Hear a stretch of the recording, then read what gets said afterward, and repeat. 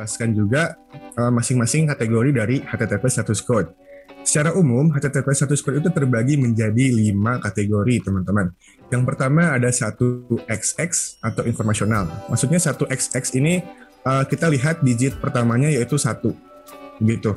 Nah, untuk HTTP status code 1XX ini, dia request dari browser diterima oleh web server, namun masih dalam proses. Umumnya tidak ditampilkan dikarenakan jenis response code ini masih dalam tahap temporary atau sementara saja sebelum diproses dan dilanjutkan ke jenis selanjutnya.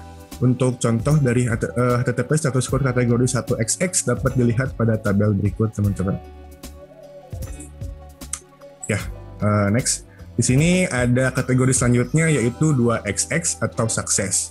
Untuk kategori yang ini, request dari browser diterima dengan baik oleh web server dan sudah diproses. Umumnya ini dapat ditampilkan pada browser. Di sini dapat dilihat juga beberapa contoh dari HTTP status code, ada 200, 201, dan lain-lain. Oke. Yang ketiga ada redirection, 3XX, digit awalnya 3. Untuk kategori ini, request dari browser diterima dengan baik oleh web server, namun dialihkan atau disubstitusikan ke request lain. Nah, untuk contohnya ada di sini, bisa dilihat di tabel berikut. Oke. Dan kita langsung memasuki ke HTTP error response code. Yang pertama untuk errornya itu ada 4XX atau client error. Nah, untuk 4XX ini artinya adalah request dari browser mengalami kendala di sisi kliennya, atau ada yang salah dalam request sehingga tidak dapat diproses di sisi server.